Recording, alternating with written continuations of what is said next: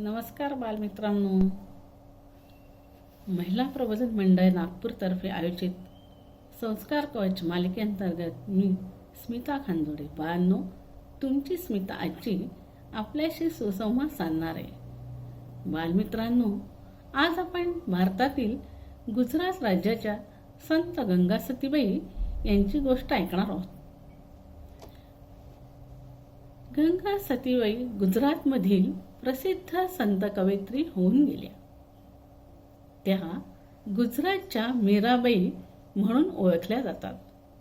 गुजरातच्या सौराष्ट्र प्रदेशात गंगा सतीचा जन्म 14व्या शतकात पालिताना तालुक्यातील राजपारा गावातील राजपूत कुटुंबात झाला. तिची आई रुपाणी व वडील भाईची होते. गंगा सती खूप लहान होती, पण तिच्या मनात एक वेगळीच चमक होती.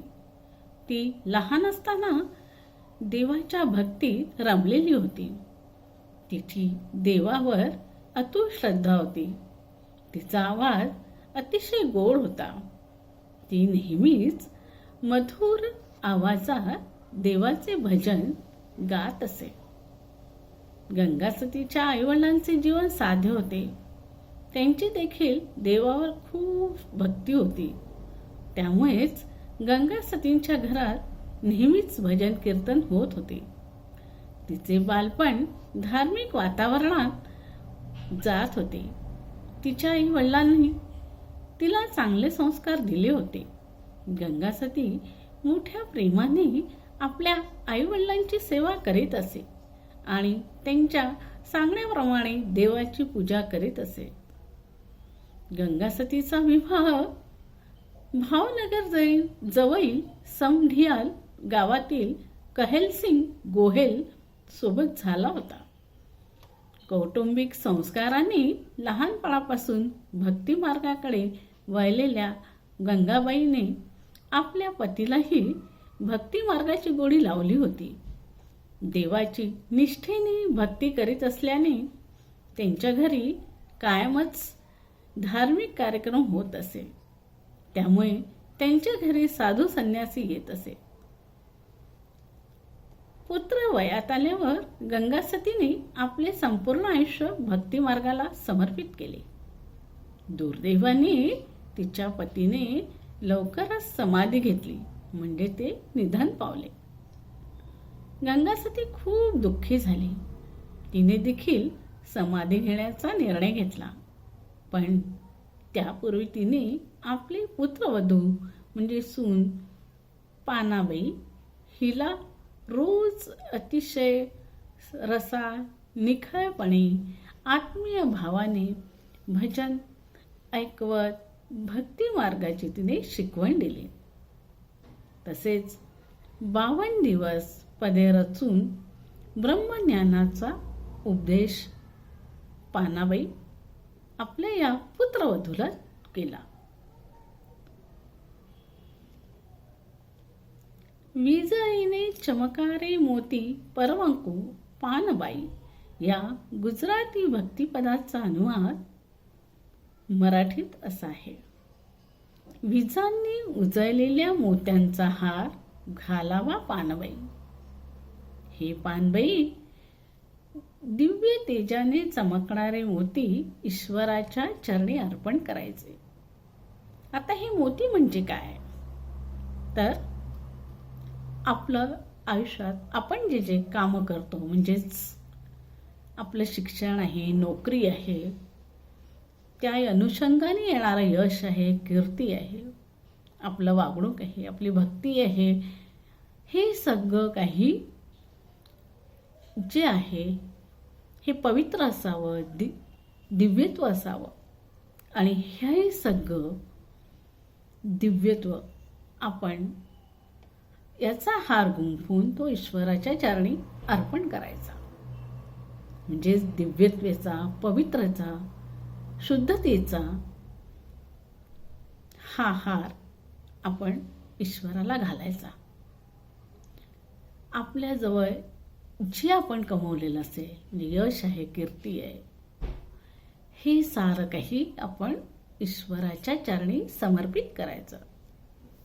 त्याला त्याच्या पदकमलावर, त्याच्या पायावर हे सगळं व्हायचं. संत गंगासती त्या काळात प्रसिद्ध झाल्या त्यांच्या भक्ती आणि अभंग रचनांसाठी. त्या प्रभूचे गुणगान करीत आणि त्यांचे महात्म्य लोकांपर्यंत पोहोचवताना त्या म्हणायच्या, गंगासती हरी भजे, हरी नाम गाओ, संतांच्या वचनाचे आचरण करा सन्मान. यात गंगासती सांगत होत्या की हरीचे भजन करणे आणि संतांचा आदर्श स्वीकारणे हाच खरा जीवनाचा मार्ग आहे. भक्ती रे करवी येणे रामक, थैने रेऊ पानबाई, मेलवू अंतरणू अभिमान रे. भक्ती करण्यासाठी आणि ध्येय साधण्यासाठी आपण प्रयत्न करायला हवे. आपला सगळा अभिमान आपण सोडून द्यायला हवा आणि त्या ईश्वराच्या प्राप्तीची आपण तळमळ आपल्या अंतरंगात नेहमीच ठेवायला हवी. गंगासतीच्या नावावर 52 काव्य आहेत. त्यामध्ये सद्गुरु महिमा, नवविधा भक्ती, योगा, ज्ञान, प्रभूचे नाम, मनाची स्थिरता, शांती, साधू संगत इत्यादी विषय आले आहेत. संत गंगासतीबाईंनी रचलेली पदे गुजराती समाजात भजन कीर्तन मंडळीत अतिशय प्रसिद्ध असून त्यात भक्ती ते योगसाधना, परमेश्वरी साक्षात्कार इत्यादी विविध भूमिकांचे निरूपण आले आहे. संत गंगासतीच्या भजनांमध्ये निजार पंथ, बीज मार्ग, महापंथांचे अवलोकन आढळते. शील, संतोष, गुरोपासना, वृत्तीविराम, मितव्यवहार, योगक्रिया इत्यादींचे दृष्टांतास घडते, दर्शन घडते. त्याने तिच्या भजनांना सौराष्ट्र व गुजरातच्या संतवाणींमध्ये महत्त्वाचे स्थान प्राप्त झाले. संत गंगासतींनी 15 मार्च 1894 रोजी फाल्गुन शुद्ध अष्टमीला समढियाळा गावात समाधी घेतली. येथेच त्यांचे पती कहेल सिंग व पुत्रवधू यांनी सुद्धा समाधी घेतली आहे. गंगासतींच्या जीवनाची समाप्ती झाली, पण त्यांचा व त्यांच्या अभंगांचा प्रभाव अजूनही लोकांच्या हृदयात राहिला. आजही ते ठिकाण भक्तांसाठी एक तीर्थक्षेत्र म्हणून ओळखले जाते. 1979 मध्ये संत गंगासतींवर गुजराती भाषेत चित्रपट निघाला होता. अशा या संत मा गंगासतींच्या जीवनाने आजही लाखो लोकांना भक्तिपंथ आणि समर्पणाचे महत्त्व शिकवले आहे.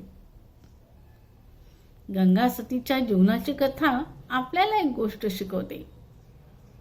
प्रभूच्या प्रेमात आणि भक्तीमध्ये जीवन जगावे, असा संदेश संत गंगासतीबाईंच्या जीवन कथेतून आपल्याला मिळतो.